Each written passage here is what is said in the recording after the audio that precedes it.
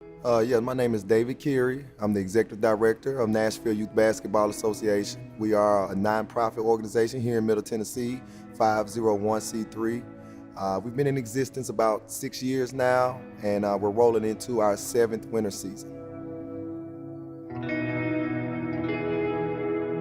The reason I chose the NYBA out of all the organizations here in Nashville is twofold. The NYBA is one of the few organizations that I found that actually trains and teaches the kids in the basic fundamentals of basketball. The other large issue for me is culturally. My son was playing in a league that was very close to our home. I noticed that one, basketball was not being taught, and two, every kid looked just like my son. So there was no diversity, and basketball wasn't truly being taught. I'm involved with NYBA because I care about the youth. I have a big love for children and their development and their future and the morals and things that are instilled in them at a young age. So I know the journey and the path that I've been on, and I feel that it's time for me to give back and share my story and my journey with the kids to maybe help brighten their future.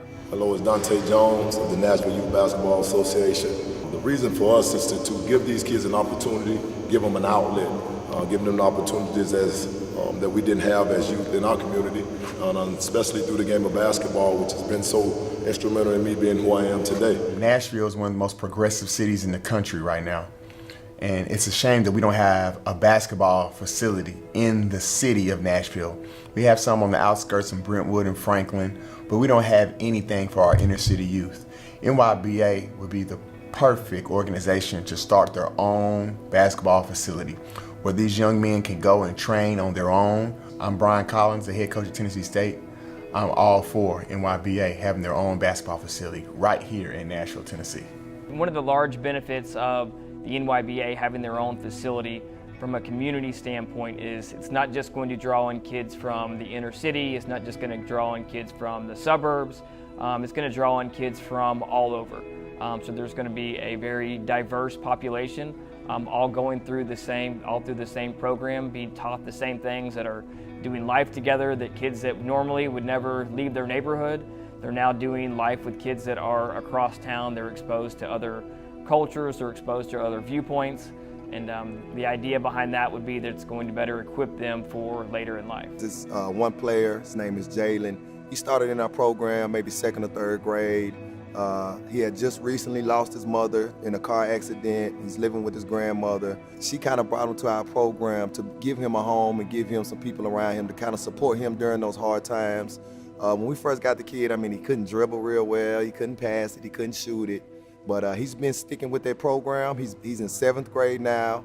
He's gone on to become one of the top players in the nation. You can just see how being in the program has kind of given him a foundation to be able to build on, to be able to kind of pursue some of his goals. We know that their lives are being impacted at a very high level just by us being here and being able to work with them. I can remember how we started off with 30 to 40 kids, and now we have well over 2,000 to 3,000 kids in our database.